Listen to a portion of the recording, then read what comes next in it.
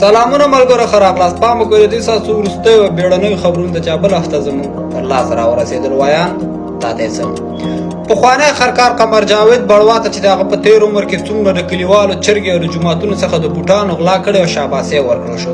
نوموړي ته تېره هفته په فرانسه کې د یو افغان لخوا داسې نصیحت وکړی شو چې نوموړي ته تر دغه دمه خپل پلار هم نه و کړی.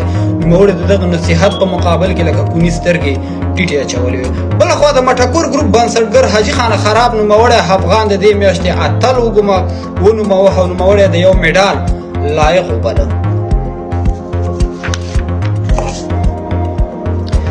ډاکټر جفت عبدالله یا هم ډبل عبدالله برطانیې حکومت ته د پناه غوښتنې درخواست کړی دی. نوموړي د قاچاقي لارې په لټه کې تر دغه حده خپل عمر تېر کړ خو بیا هم ناکامه شو. بلخوا یې د برطانیې حکومت ته د پناه غوښتنې درخواست وکړ چې هغوی ورته ویلي اوس یې موږ نه منو. برطانیې